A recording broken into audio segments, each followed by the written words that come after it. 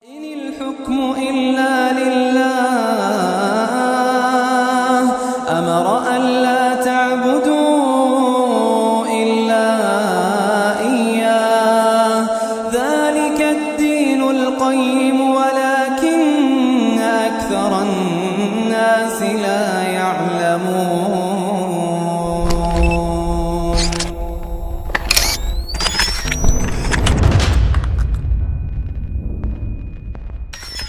Let us now begin in Allah's blessed name. What is the Khilafah? The Khilafah is state and government in Islam. What is Islam? The definition of Islam is submission to Allah. What is submission to Allah? Submission to Allah is submission to Allah as Al-Malik. In some translations in English you find Malik as king. No, we don't want that translation tonight. We're dealing with political terminology here tonight. And so Al-Malik is the sovereign. Now that's a word you'll understand. Sovereign. Lahul Mulk, sovereignty belongs to him. And so to submit to Allah in Islam is to submit to Allah as sovereign who possesses sovereignty. To submit to anyone else as sovereign, to declare that anyone else possesses sovereignty is to say goodbye to Allah. Did you hear that? To submit to Allah is to submit to Allah as Al-Akbar.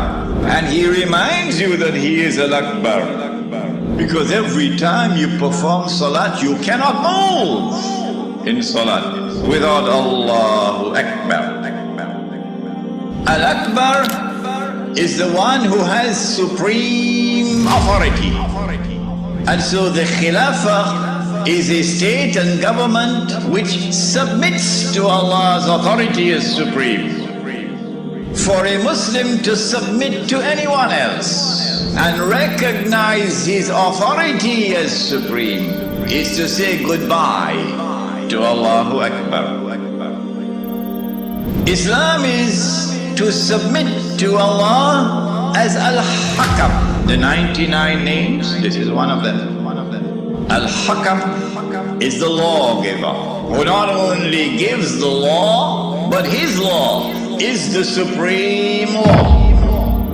And when he makes something haram, it must be enforced as haram. And so anyone who submits to any law other than Allah's law as the supreme law has said goodbye to Allah subhanahu wa ta'ala as Al-Hakam. This is called, in the political terminology of Islam, this is called shirk. When Fir'aun declared, and of course everyone knows what Fir'aun said, Ana rabbukumul a'la, I am the one who is sovereign. I possess sovereignty. That was shirk. When he declared, Ana rabbukumul a'la, I am the one who possesses supreme authority, that was shirk. When he declared, Ana rabbukumul a'la, my law is the supreme law in the land of Egypt, that was shirk. And Allah punished him with terrible punishment for his shirk. This then was the Khilafah, a system of state and government in which Muslims could submit to Allah subhanahu wa ta'ala as Al-Malik, as Al-Akbar, as Al-Hakam. You use an epistemology, that knowledge comes only from external observation and rational inquiry, to take mankind to materialism, but there is no reality beyond material reality.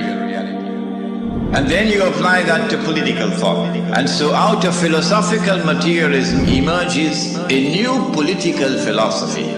What does it say?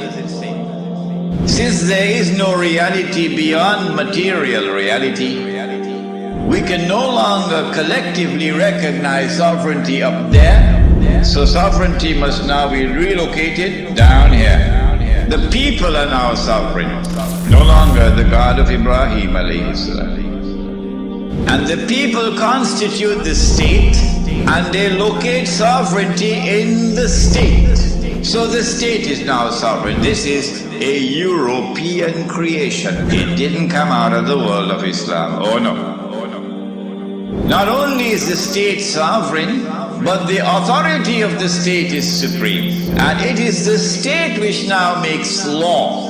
And the law of the state is the highest law, the supreme law. But more than that, the God of Abraham alayhi salam could make something haram. But we, the state, can change that and make it halal, meaning legalize it. If I am wrong, get up and correct me. Get up and correct me.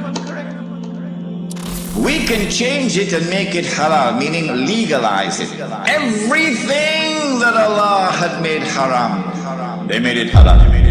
When they declared that sovereignty belonged to them, not to Allah, that was shirk. It was shirk for Fir'aun, it is shirk for them. When they declared that the authority of the state is supreme, that was shirk.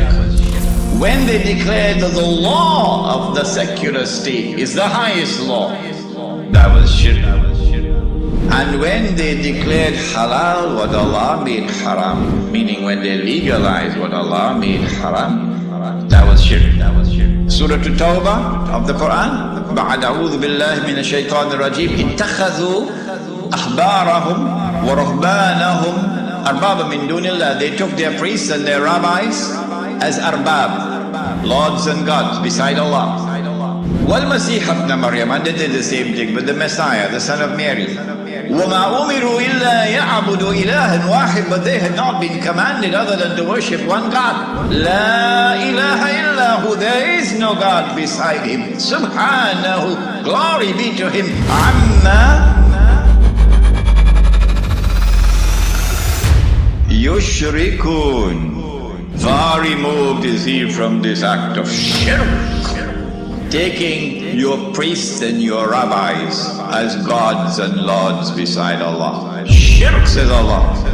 A man came to the Prophet ﷺ and said, O Messenger of Allah, but the Christians do not worship their priests and the Jews do not worship their rabbis. How could Allah say so? To which the Prophet ﷺ replied, and he said, did they not make halal what Allah had made haram? That is their shirk. My question tonight, Lakemba, is this: if the priests and the rabbi make halal what Allah made haram, and that is shirk, then if the government does the same thing, would it not be shirk? Now embraced, the entire world of Islam is now embraced by the modern secular state. Whenever I talk on two subjects, a lot of people now begin to behave strangely towards me. But while it pains my heart, it will not change me. Because I do not teach Islam to please people. I try to do it to please my Lord. When I talk on the subject of riba, some people begin to hate me. Yeah, but it doesn't matter. And when I talk on this subject also. When a Muslim goes and votes in the elections to constitute the government which will preside over this shirk, you enter into shirk. But if you don't believe me and you want to go and vote in the elections, I am not stopping you. So don't let there be any bad blood between us. I'm not stopping you. But when you enter in the grave and you find that you've entered into shirk, do not plead ignorance, that's all. Stand up like a man and take it on that day. This is now the universal shirk that the Prophet ﷺ had prophesied. He said the time would come when shirk will be everywhere, be so difficult to recognize it. However, as difficult as it would be to recognize a black ant on a black stone on a dark night. So if you did not recognize it before this lecture, don't be surprised, but now you know. Now you know. Now you know.